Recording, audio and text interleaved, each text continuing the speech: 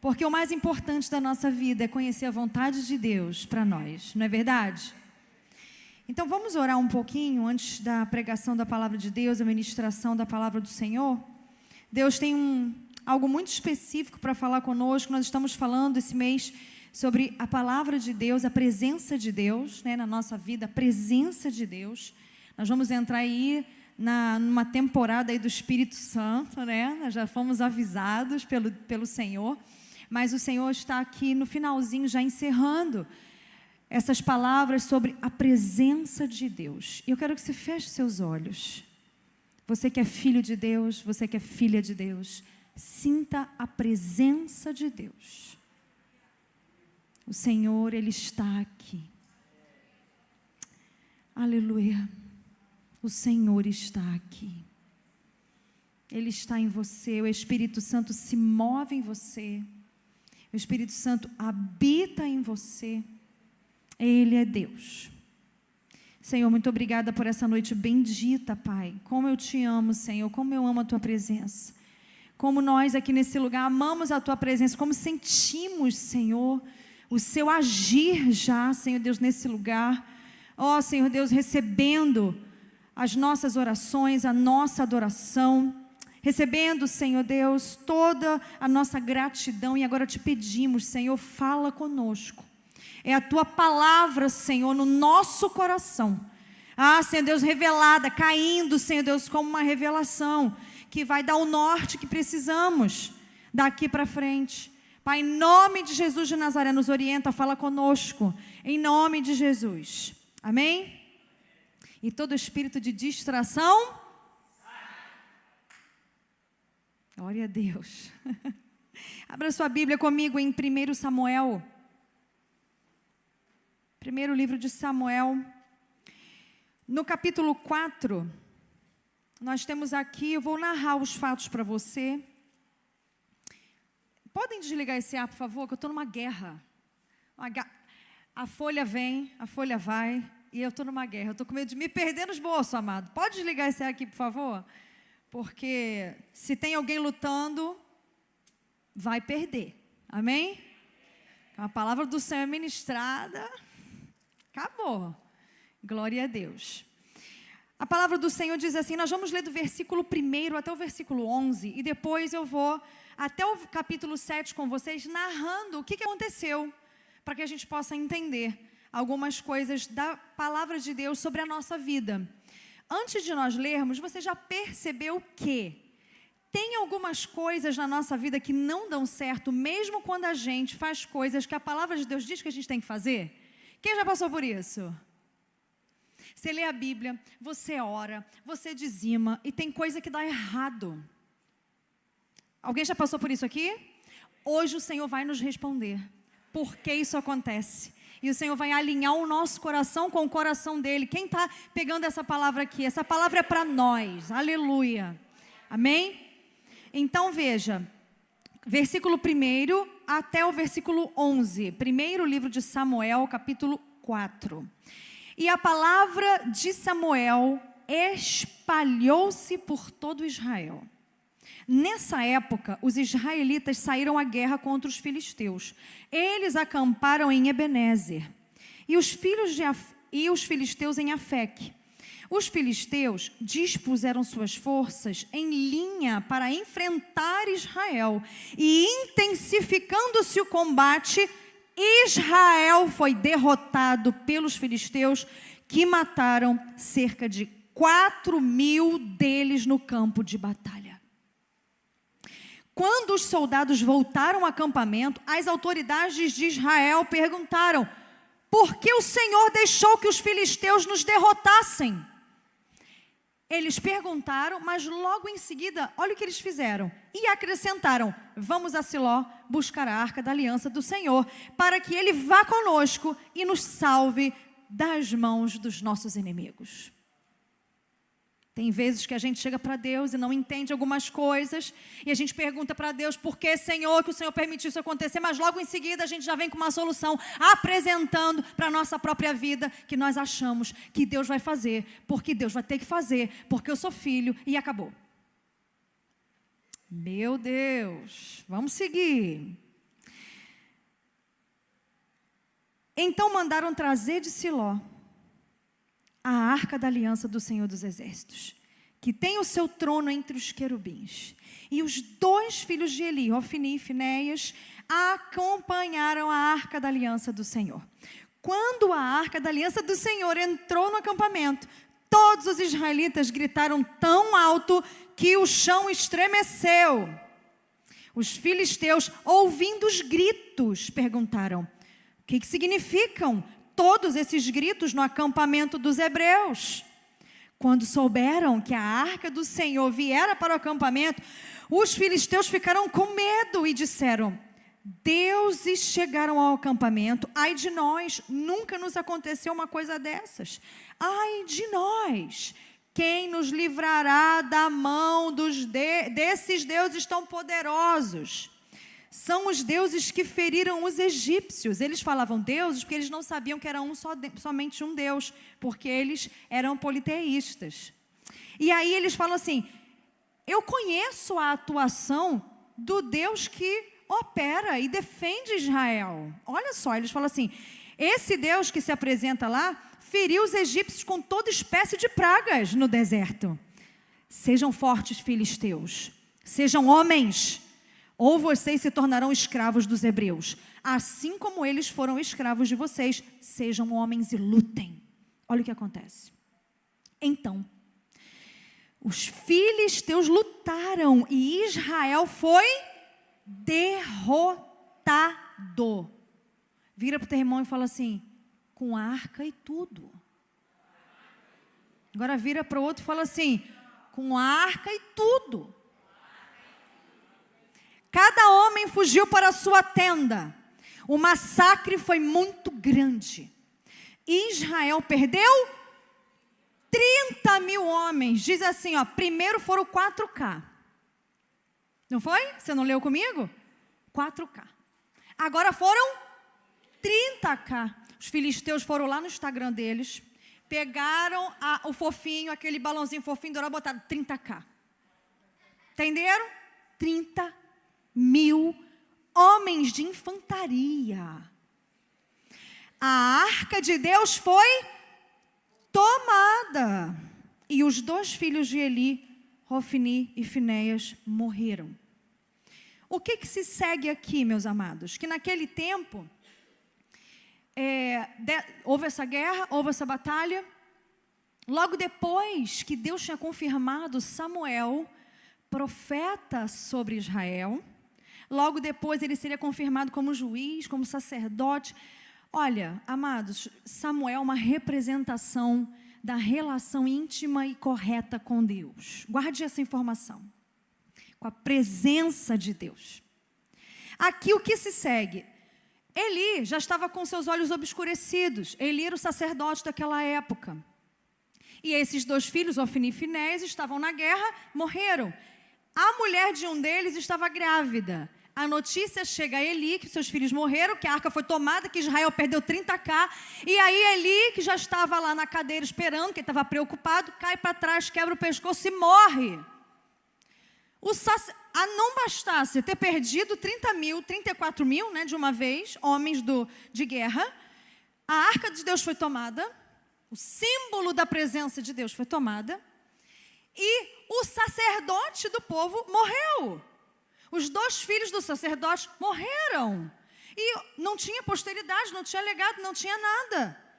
A mulher de um deles que estava grávida para dar à luz, quando recebe a notícia disso tudo, e ainda teu sogro morreu, teu marido morreu, teu cunhado morreu, a gente agora está à deriva. Ela começa a entrar em trabalho de parto, e quando ela está perdendo as forças e dando à luz, ela diz, é um menino, dizem para ela, é um menino, aí ela diz, é Icabode, porque foi-se a glória de Israel.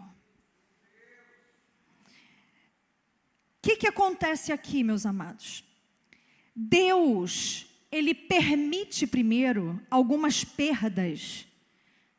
Sem a arca, sem a presença, 4.000, para que a gente possa ter algumas coisas do nosso coração expostas e Deus possa trabalhar na gente. Você percebe que tem algumas perdas que nós temos, mas que nós continuamos a vida, não é? Você perdeu uma coisa aqui, perdeu uma coisa ali, perdeu uma amizade, perdeu um emprego, mas perdeu um contrato. Enfim, você perde alguma coisa que é recuperável. Uma coisa que é recuperável é dinheiro, amados. Tempo não. Então tem coisas que nós perdemos que são recuperáveis. E que Deus vai permitindo algumas perdas menores para ver se a gente começa a se ligar. Vocês percebem isso na vida de vocês? Porque a palavra do Senhor diz assim, ó, o pai disciplina o filho que ama. Não é verdade?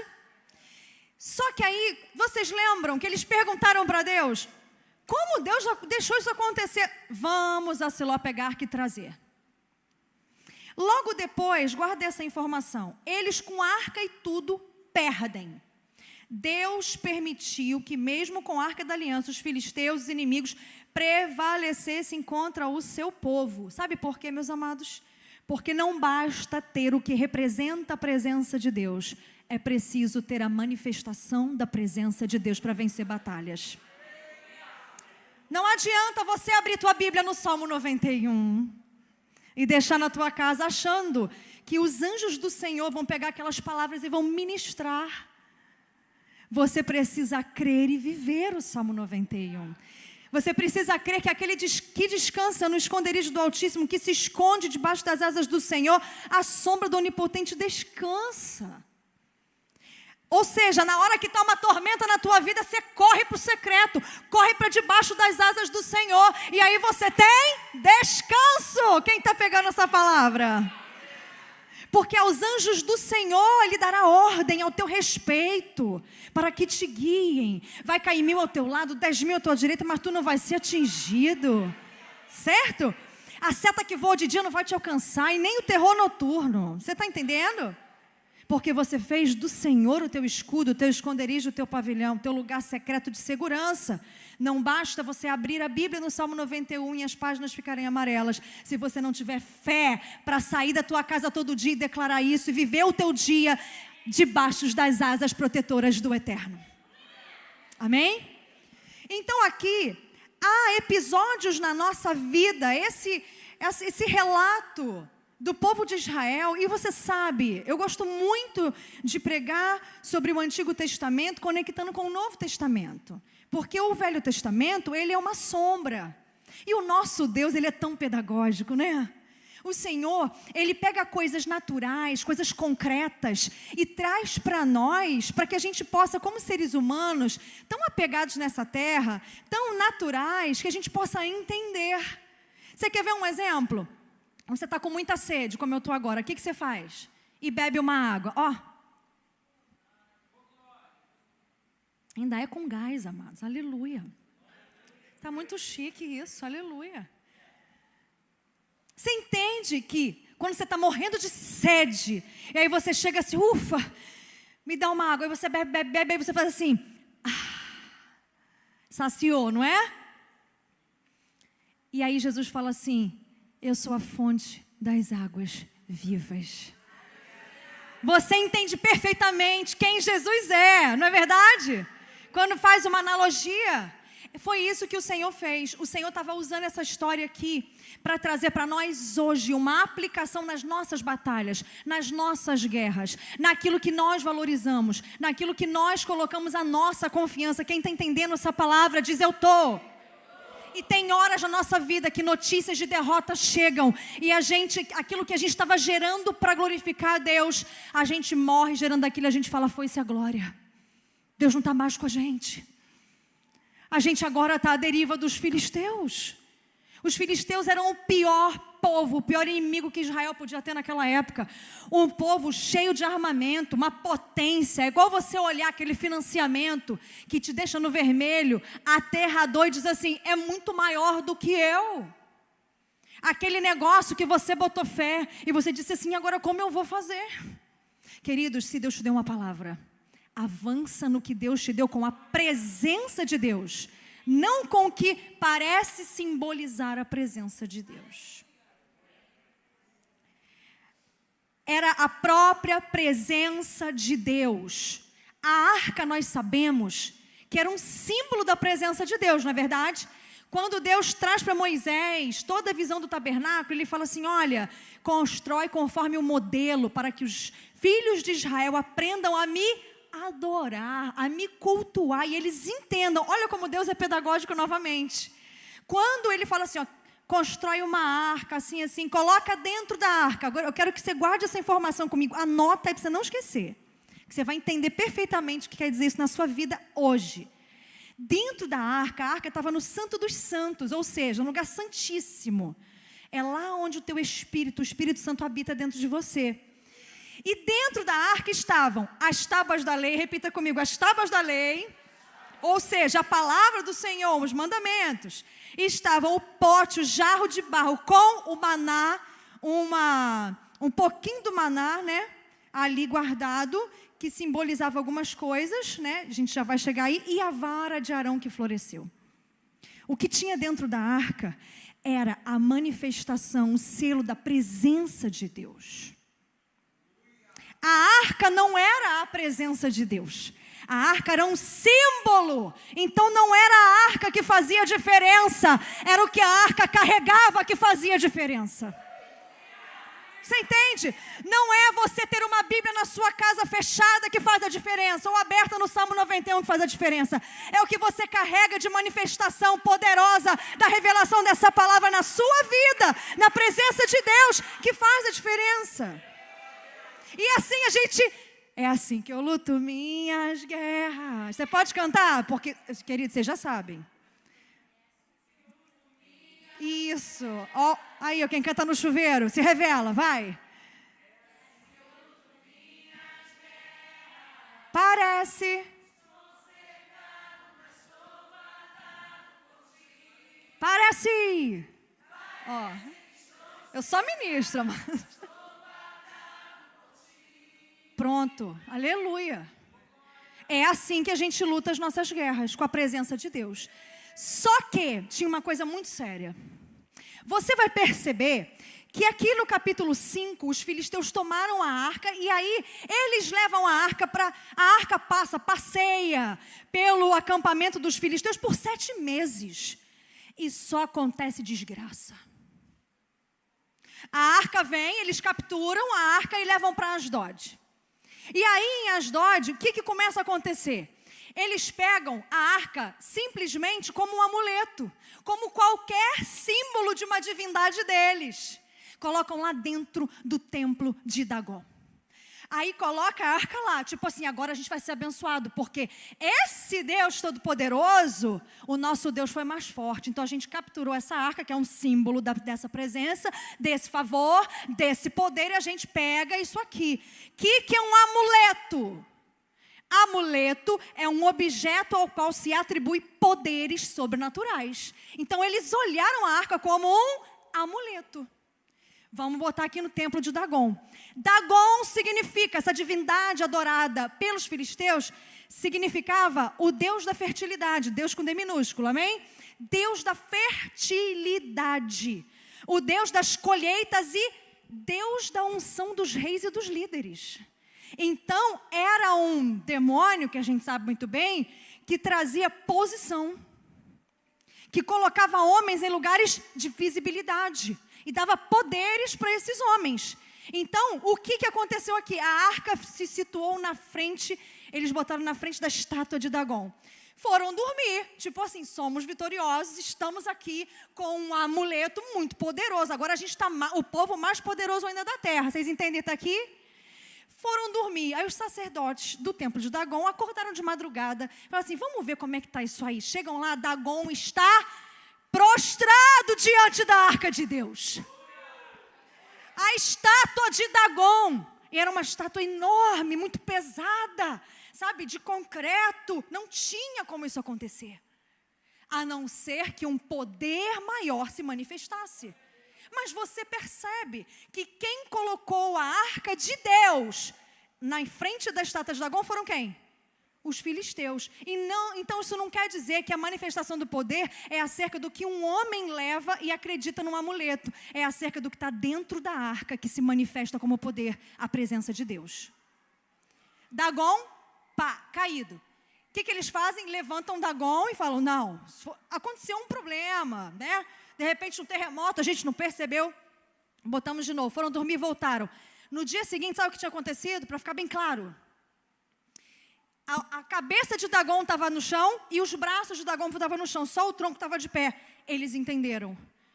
Essa arca é poderosa, porque tem algo dentro dela que se manifesta de uma forma sobrenatural. Eu, no lugar dos filisteus, ia pensar assim, como que o povo de Israel estava com essa arca e perderam para nós? Já pensou nisso?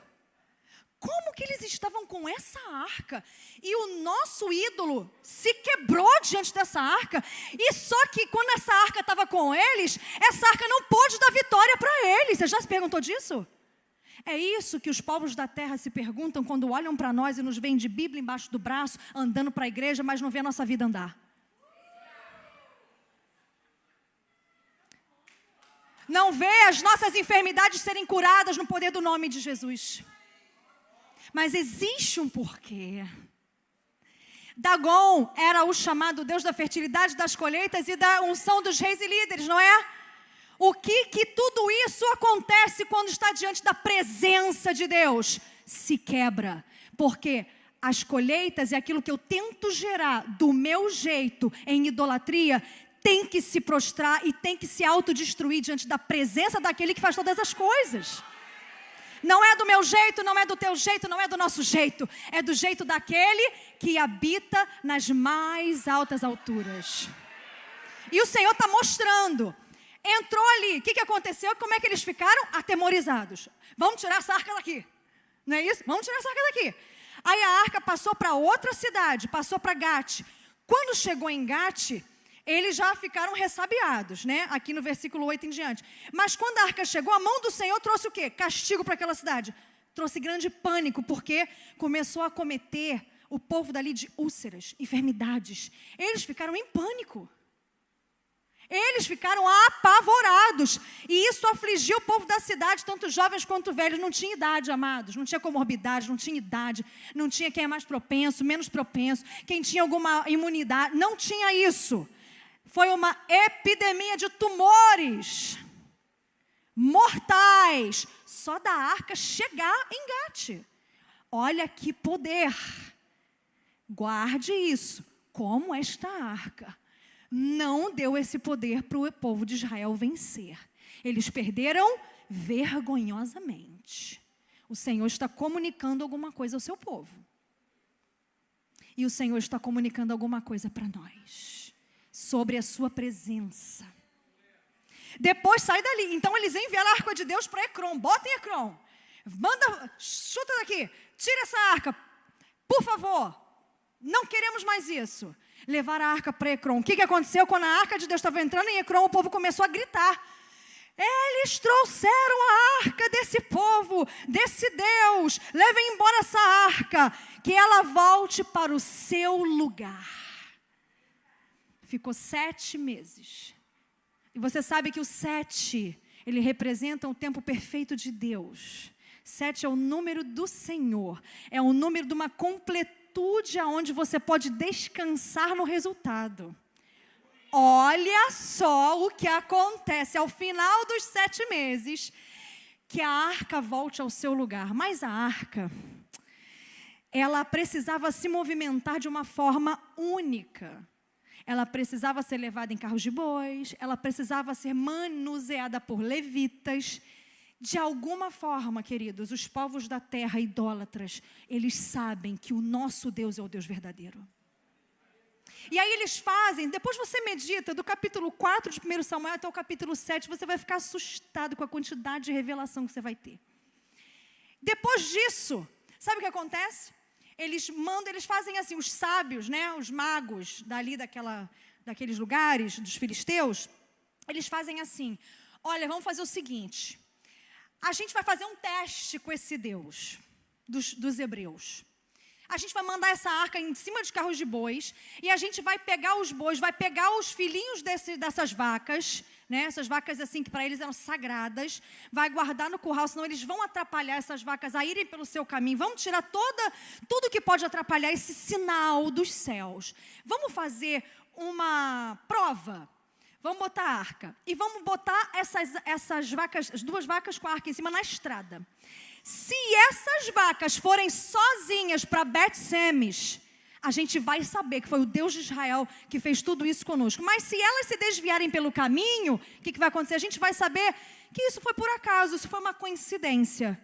Não adivinha não que é pecado, amados.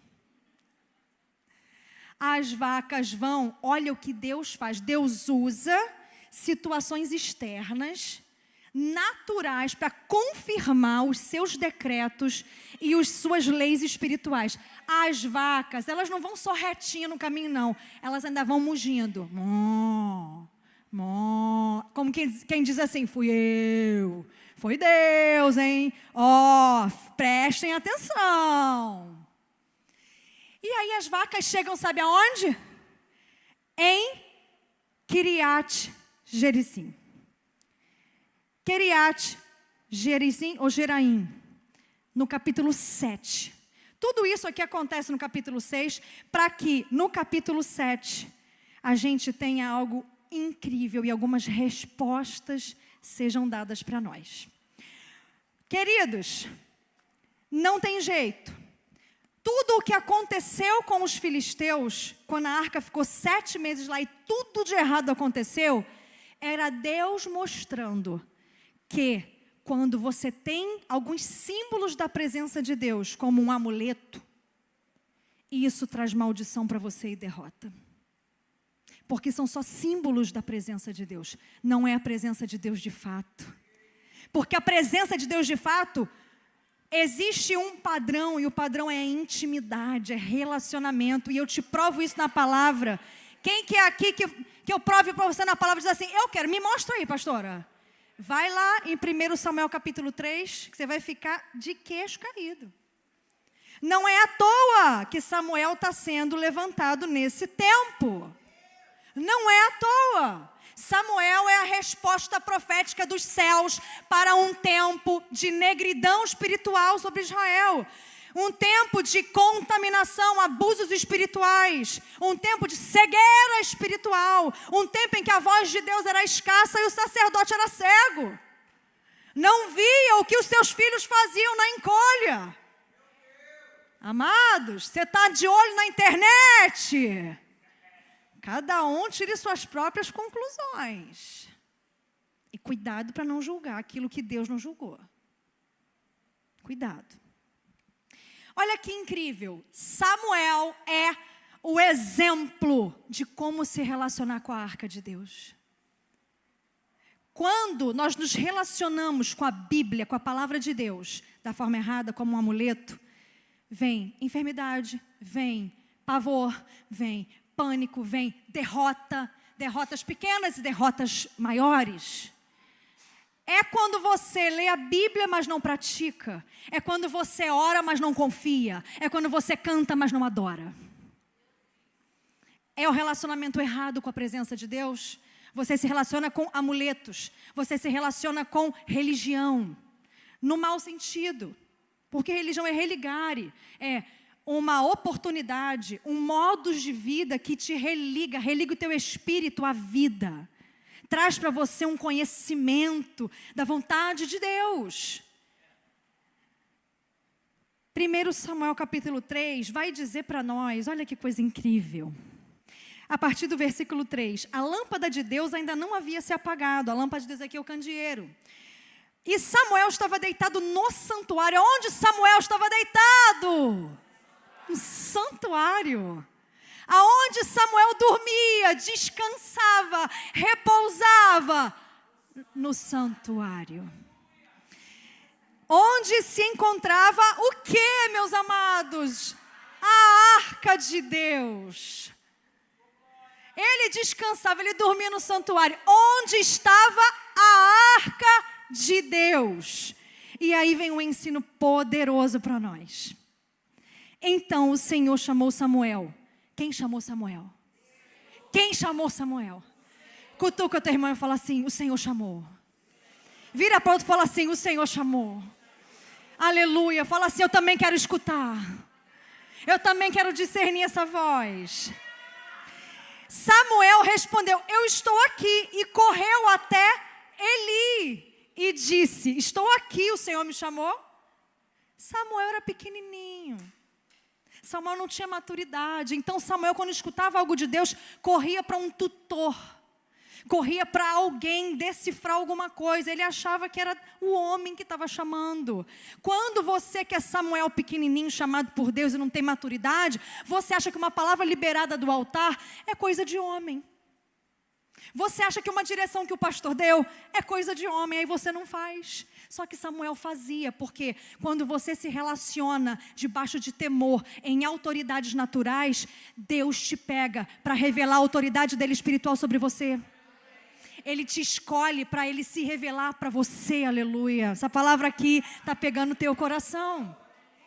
Eu tenho certeza que Deus está falando com alguém aqui. Eli, porém, disse, não chamei, volta, vai se deitar. Lembra que Eli era um sacerdote, mas ele já estava cego. Ele, porém, disse, não chamei, volte, vai se deitar. Então ele foi e se deitou. De novo o Senhor chamou. Deus não desiste de quem Ele escolhe. Deus não desiste de quem Ele escolhe. Diga aleluia. Fala assim, Deus não desistiu de mim. Ele disse, Samuel levantou rápido e foi de novo para quem? Eli, estou aqui, o Senhor me chamou. Ele disse, meu filho, não te chamei. Tipo assim, está me incomodando já, de novo. Não te chamei, deite-se. Ora, Samuel ainda não conhecia o Senhor, mas já deitava do lado da arca. Ele não conhecia o Senhor, mas ele já se deitava do lado da arca. E ele sabia o que tinha dentro da arca. A palavra do Senhor ainda não lhe havia sido revelada. O Senhor chamou Samuel pela terceira vez. Ele se levantou e foi até Eli e disse, estou aqui, o Senhor me chamou. Olha a disposição de Samuel. A presença de Deus, ela só se revela para quem tem disposição de levantar quantas vezes forem necessárias. Ah, meus amados. Ah, meus amados. Glória ao nome do Senhor. Aí Eli se tocou. Porque tem uma hora que até o carnal percebe que Deus está falando contigo, amado. Aleluia. Não tem jeito. Não tem jeito. Ele percebeu que o Senhor estava chamando o menino e ele disse, vá, deite-se. Se ele chamá-lo, diga, fala, Senhor, pois o teu servo está ouvindo. Então Samuel foi deitar. O que aconteceu? O Senhor voltou a chamá-lo como da outras vezes. Samuel, Samuel. Escuta o teu nome aí. Tequinha, Tequinha. Como eu ansei. Dani, Dani. Oh, meu Deus. Oh, Senhor, como eu te amo, Jesus. Você pode fechar os teus olhos e falar, Senhor, chama meu nome essa noite. Chama meu nome essa noite. Fala comigo, Jesus. Samuel disse, fala, pois o teu servo está ouvindo. E o Senhor disse a Samuel, vou realizar em Israel algo que fará tinir os ouvidos de todos que ficarem sabendo. E aí o Senhor começa a falar com Samuel. Sabe o que acontece aqui, meus amados? Existe um padrão e um nível de se relacionar com a presença de Deus. Não com seus símbolos. Não com uma religiosidade. Não com o dízimo que você devolve por medo do devorador, não porque você entende que você é mordomo, não porque você entende que é uma obediência. E a obediência, quando você devolve o dízimo ao Senhor, quer dizer que você tem revelação da autoridade de Deus sobre você. Quando você é generoso nas ofertas, quer dizer que você sabe que você é filho, a paternidade de Deus foi revelada para você, Ele não vai te deixar faltar nada. Então você pode dar tudo. Você está entendendo?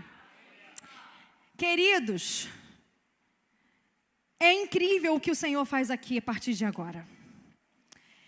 Quando a arca volta, lembra que a vaca foi? A vaca foi sinalizando, Deus está fazendo isso.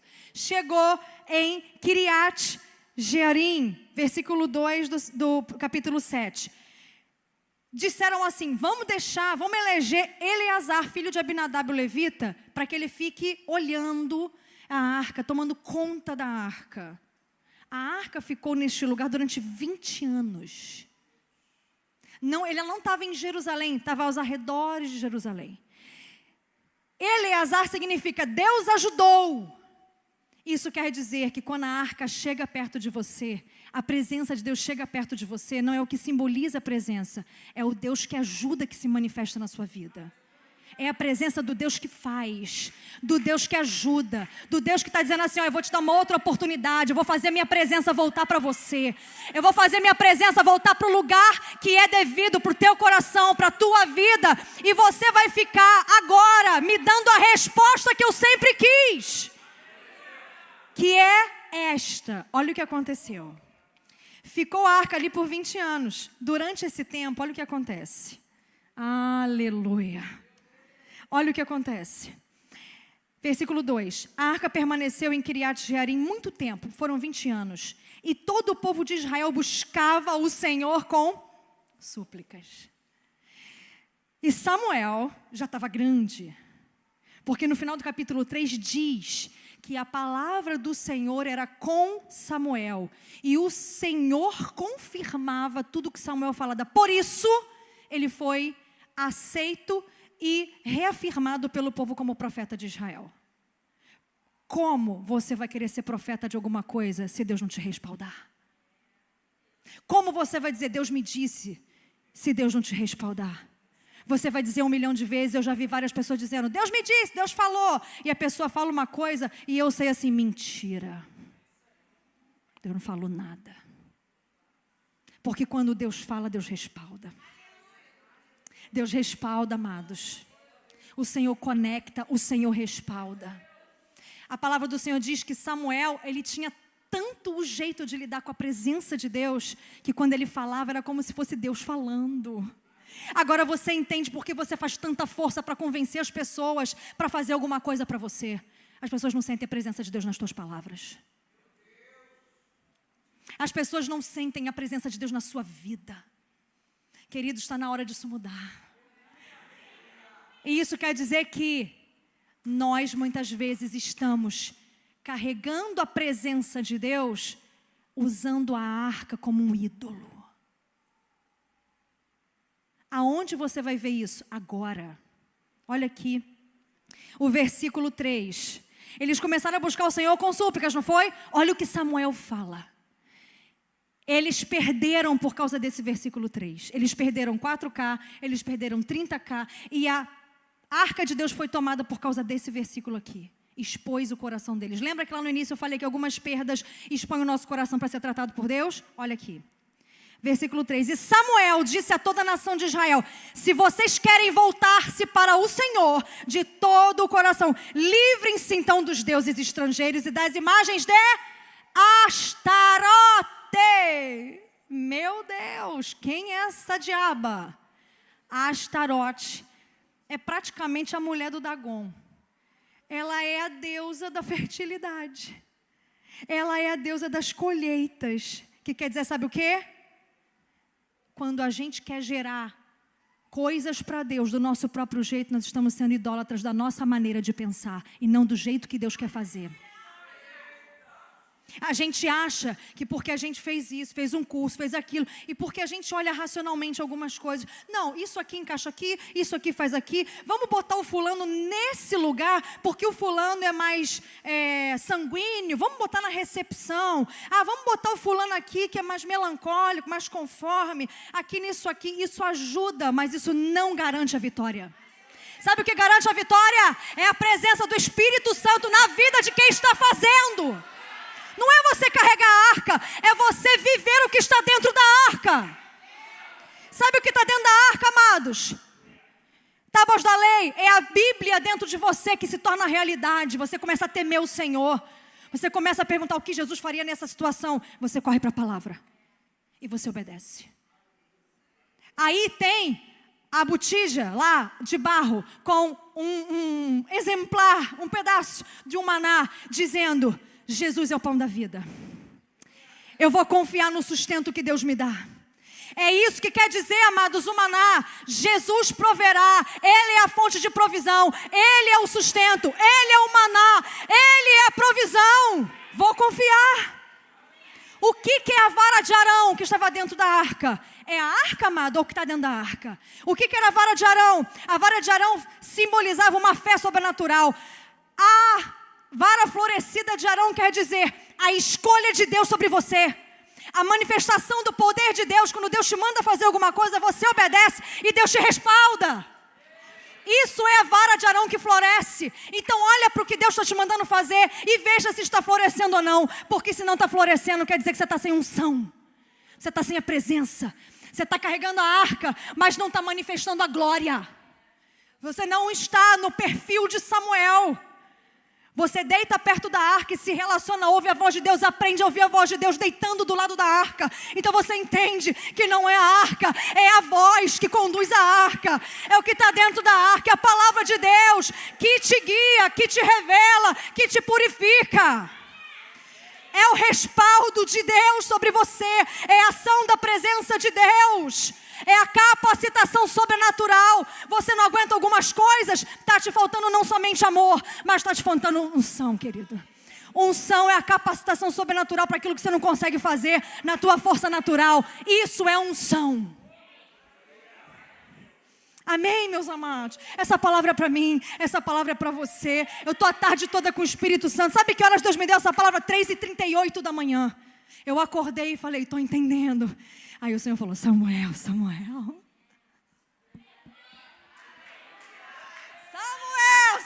já passou por isso? Você já passou por isso? Ou você acorda na madrugada e fala assim, meu Deus do céu, tem que dormir, força, não ora. Querido, se tu acordar de madrugada é o Espírito Santo. Ele está te chamando, vem ficar comigo. Vem ficar comigo, porque esse momento de 3 às 6 da manhã é um portal profético de resposta, de providência, de estratégia, amados.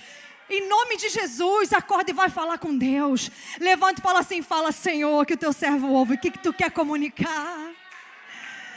O que tu quer comunicar? Aleluia. Olha que incrível, amados. É a presença do próprio Deus. O Ministério de Música pode subir. É a presença do próprio Deus. O que ele fala aqui? Não é você forçar o gerar, o conceber, tentar fazer que está florescendo, tentar fazer que está dando certo, tentar fazer cara de crente. É você ser crente. Porque o povo de Israel é crente e perdeu a batalha. Repete, seu irmão, 4K. 4K já era uma perda incrível. E 30. Eu quero que você pense na sua vida, o que é o 4K que você perdeu, que Deus falou assim, ó, deixa eu te dar um sacolejo de leve para você entender que o teu coração está achando que está levando algo da minha parte, quando na verdade você está idólatra. Igual os povos. Você está perdendo, você está em pânico, você está com enfermidade, as coisas não estão dando certo, você só está brigando no casamento, ele fala A, você fala B, ninguém se entende. Ah, meus amados. Ah, meus amados. Só que agora, olha o que acontece aqui para a gente finalizar.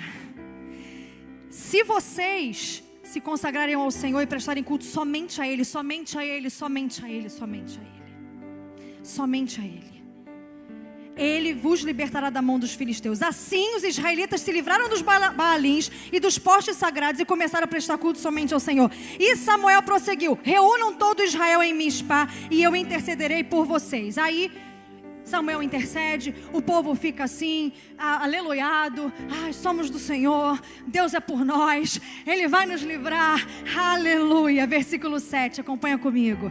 Quando os filisteus souberam que os israelitas estavam reunidos em Mispa, os governantes dos filisteus saíram para atacá-los, saíram contra os israelitas. Deixa eu te dizer uma coisa, os filisteus sempre vão se mobilizar para avançar contra você quando você estiver buscando somente o Senhor. A luta aumentou quando você começou a buscar somente o Senhor. Ah, meus amados, isso é o prenúncio de que você está no lugar certo. Você precisa inverter a expectativa. Muita luta, então eu vou parar. Meu Deus, não, muita luta, agora que eu vou avançar. Sabe por quê? Os israelitas falaram assim, Samuel, não pare de clamar por nós. Não pare de clamar. Continua buscando a presença. Samuel, a gente vai buscar a presença somente dEle, a estratégia dEle, a graça dEle, o comando dEle. Samuel continua. Então Samuel pegou um cordeiro e sacrificou. E o Senhor lhe respondeu. Enquanto Samuel oferecia o holocausto, os filisteus se aproximaram para combater contra Israel. Naquele dia, porém, olha só. Esse é você. Naquele dia, porém, o Senhor trovejou com fortíssimo estrondo contra os filisteus e os colocou em pânico e foram derrotados por Israel. Os soldados de Israel saíram de Mispa e perseguiram os filisteus até o lugar abaixo de Bet-car, matando-os pelo caminho. Então Samuel pegou uma pedra. E colocou entre Mispa e Sem e deu-lhe o nome de Ebenezer, dizendo: até aqui nos ajudou o Senhor. A arca estava onde? A arca estava onde? Em Kiriat Jearim. Não estava lá com eles, mas a presença de Deus estava. Amado, não é um símbolo, é quem te preenche, é o que você carrega, é a presença de Jesus e nada mais. É a presença de Jesus e nada mais. Você vai perceber que dessa vez foi diferente.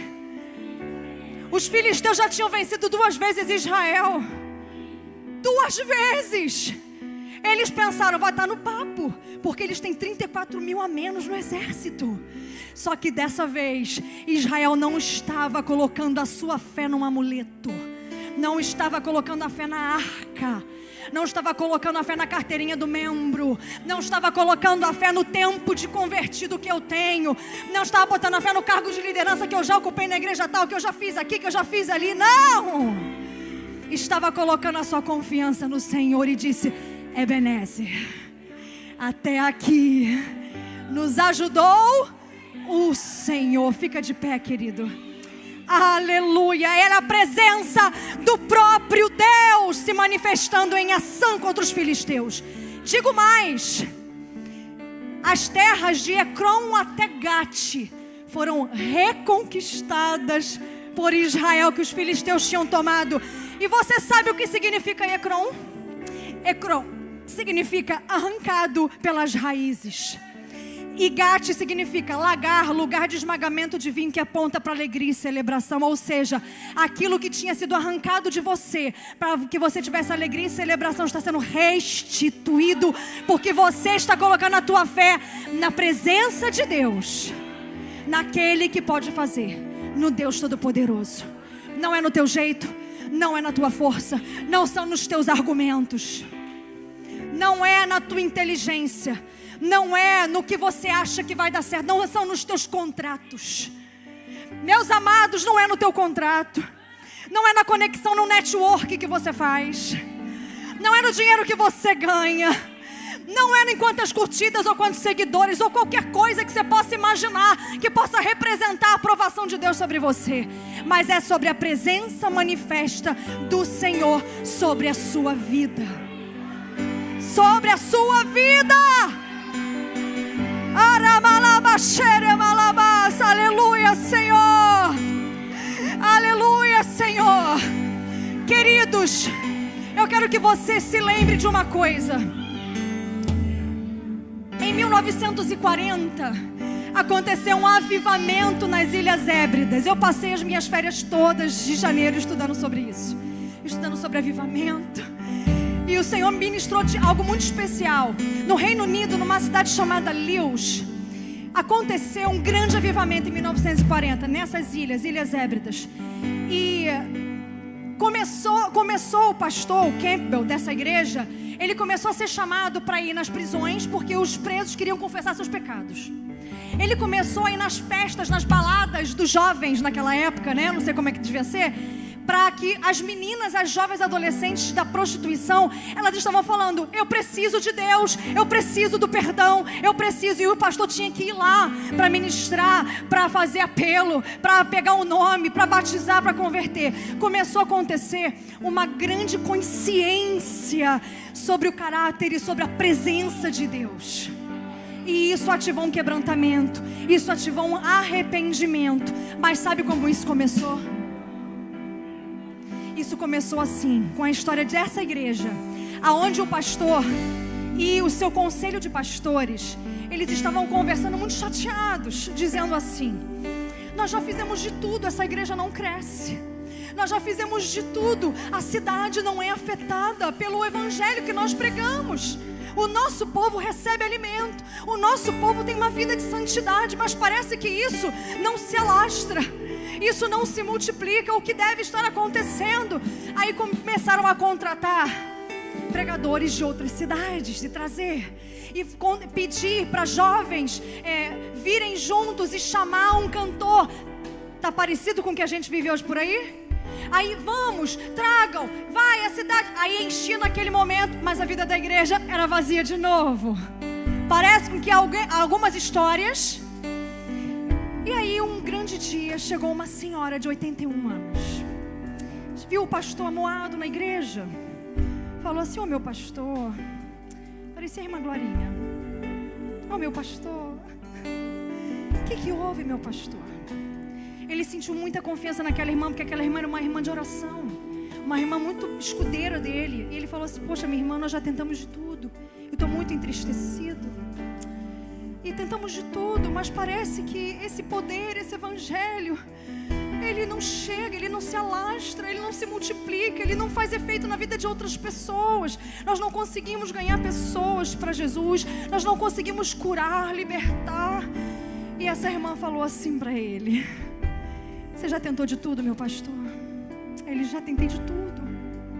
Tudo que eu conhecia, minha irmã, eu já tentei. Aí ela falou assim: por que o senhor não tenta trazer Deus?